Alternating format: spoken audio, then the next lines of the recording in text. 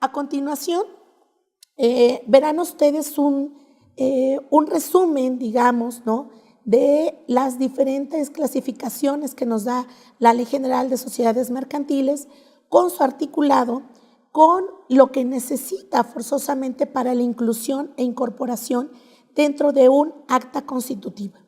De principio tenemos a la sociedad en nombre colectivo, que nos habla de qué es el nombre, obviamente cómo corresponde a la razón social. En cuestión del capital, en este caso no se establece en la ley un porcentaje del capital. En cuestión de los socios es sin límite legal. En cuestión de las asambleas, evidentemente, una vez ejecutada y realizada su acta constitutiva, será de forma ordinaria, extraordinaria, constitutiva y especial.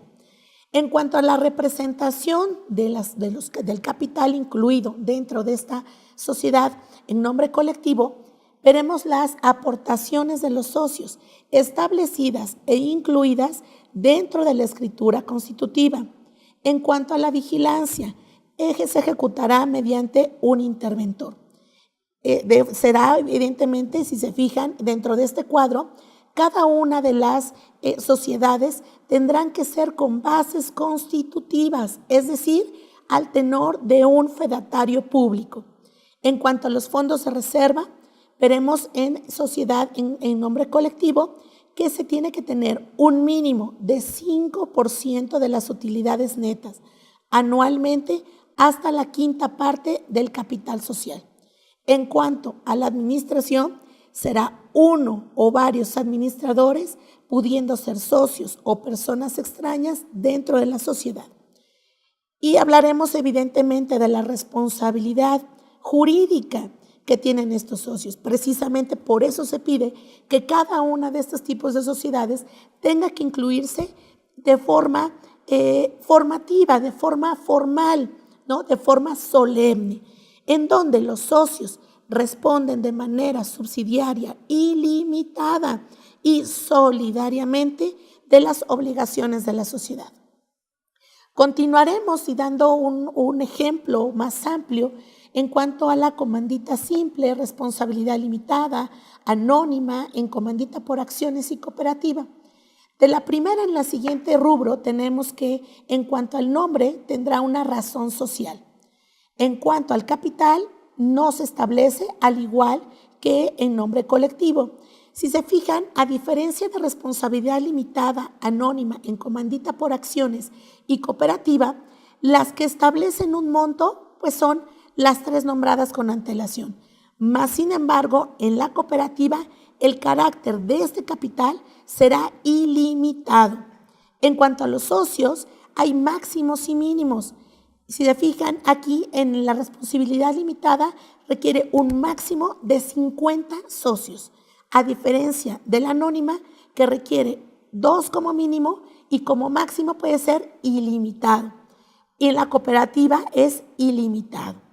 En cuanto a la asamblea, en los 6 casos que establece nuestra Ley General de Sociedades Mercantiles, establece 3 tipos de asamblea, ¿no? O es más, hasta 4 tipos de asamblea, que van a ser en carácter ordinario, extraordinario, constitutiva y especial, mismos que tendrán que ser decretados en cada asamblea, ¿no?, y al tenor de la orden del día que se establezca para la ejecución de la misma. En cuanto a la vigilancia, tenemos que nos establece dentro de la sociedad anónima, tanto comandita por acciones, a los comisarios. Es decir, ellos vigilarán que se dé exactamente y puntualmente la vigilancia en cuanto al capital y en cuanto a la intervención de los propios socios de las asociaciones. Volvemos a lo mismo. En cuanto a la sociedad cooperativa, a diferencia de las demás sociedades, encontramos que tiene bases constitutivas, es decir, estarán establecidas bajo norma, aparte de tener su escritura pública. En cuanto al fondo de reserva, en cuanto a las primeras 5 que establecemos dentro de este cuadro, se refiere a un mínimo del 5% de las utilidades netas anualmente, hasta la quinta parte del capital social. A diferencia de la cooperativa, encontramos del 10 al 20% de rendimiento en cada propio ejercicio, siendo este el menor capital, el 25% del capital social en cuanto a las cooperativas de producción, pero eso sí, no menor al 10% en la de los consumidores. En cuanto a la administración, veremos distintas variantes.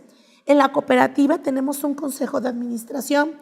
En los de responsabilidad limitada, no solo eso, sino tenemos uno o más agentes, socios o extraños a la sociedad, que podrán tener injerencia toda vez que así se lo permite sus propios estatutos establecidos en su acta constitutiva. Y las responsabilidades de los socios. Vamos a recordar este principio. En la primera parte encontramos nombre colectivo. Los socios responden de manera subsidiaria, ilimitada y solidariamente a las obligaciones. En cuanto a comandita simple, es igualdad a la anterior, igual a la anterior, pero adicionalmente tendrá obligaciones de los comanditarios que están, y estos obligados, únicamente al pago de las aportaciones. En cuanto a responsabilidad limitada, únicamente al pago de estas aportaciones.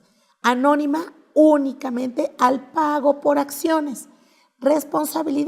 En comandita por acciones, igualdad a la anterior, pero con la consigna de que estarán los comanditarios establecidos únicamente al pago de esas aportaciones. Y en la cooperativa tienen que procurar el mejoramiento de la sociedad y tanto económicamente como para las propias asociaciones y responsabilidad limitada y la propia suplementación de que la propia ley establezca. No sin antes mencionar que en cuanto a la liquidación corresponde exactamente a la propia responsabilidad de los socios establecidas en este cuadro.